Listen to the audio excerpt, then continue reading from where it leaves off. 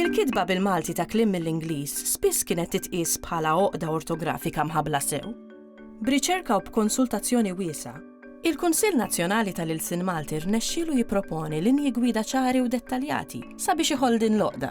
Il-bżonn inħass bażikament minħabba l-kuntatt mal-Ingliż. Aħna nafu li l-Ingliżi ġew hawnhekk storikament fl-1800, il-kuntatt mal-Ingliż ma bedix fl-1800 għax nafu kemm il-preżenza tat-Taljan dak iż-żmien kemm kienet qawwija, imma mbagħad ġiet il-gwerra u wara l-gwerra il-kuntatt mal-Ingliż beda jinħass aktar u beda jinħass mhux bħala l-ilsien tal-ħakkiem imma bħala ilsien ta' komunikazzjoni, l-ilsien li jaqdek mal-kumplament tad-dinja. It-tieni eżerċizzju li għamel il-Kunsill tal-Malti kien jitratta il-kitba tal-kliem mill-Ingliż fil-Malti. Kanna diffikultà kbira bir-regola tal-1984 meta fil-Malti kellna inqas kliem mill-Ingliż milli għandna llum, illi kienet tgħid li għandek tikteb il-kliem li jidħol mill-Ingliż fil-Malti li għandna bżonnu kif jinħass. Issa dik kienet daqsxejn perikoluża u kienet daqsxejn laxka din ir-regola għax dak li naċċetta jien, mhux bil-fors taċċetta inti. Il-Kunsill ħa numru ta' snin, kważi 11-il sena, illi maħlihomx, kienu 11-il sena ta' konsultazzjoni wiesgħa.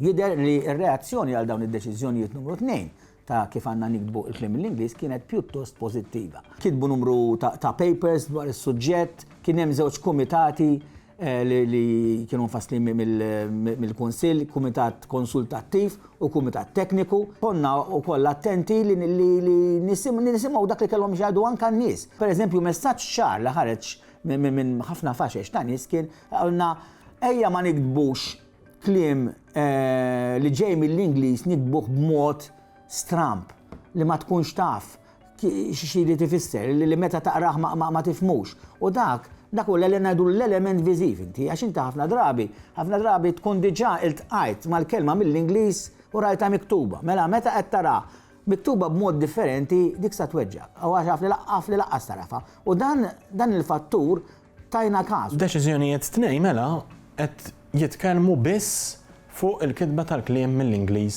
fil-Malti, mhumiex qed jibdlu ir-regoli stabbiliti tal-ortografija. U dawn prattikament jinqasmu nistgħu ngħidu fi 3 stadji. L-ewwel punt huwa liema kelma nuża. Mela kelma mill-Ingliż se nuża jekk tassew neħtieġa. Pereżempju, jekk jien bil-Malti għandi l-kelma biljett diġà jew ċitazzjoni, m'għandix nuża ticket minn floka. Imbagħad sammur għall-istadju ta' wara kif se niktibha.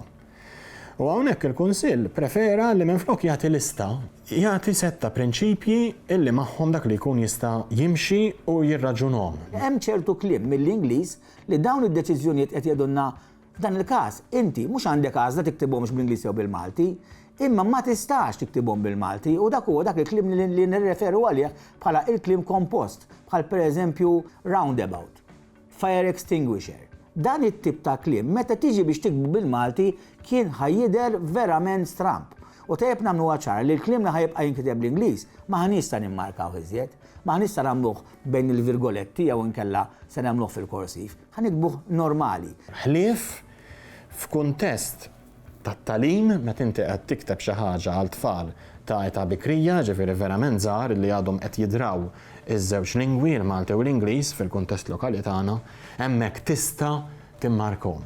Imbagħad minn naħa l-oħra, jekk għandek nomi li ġejjin mill-Ingliż, tista' jew tiktibhom la Maltija jew tħallihom bl-Ingliż. Meta? U d-deċiżjonijiet tnejn qed jgħidu li jekk dak in-nom, dik il-kelma, tieħu plural Malti, jiġifieri kitla, ktieli, sors, sorsi. F'dak il-każ in-nomi tiktibhom la Maltija. Il-verbi l-istess. Jekk inti tittejt iċċarġjajt il-mobile, iċċarġjajt ħatiktbu kif jinħass. Tista' tħalli l-kliem bl-Ingliż meta jieħu l-plural bl-esse. Mela jekk int għandek computer, il-plural tiegħu huwa computers u hemmhekk tista' jew tiktbu bil-Malti dak il-kliem jew inkella tħallih bl-Ingliż.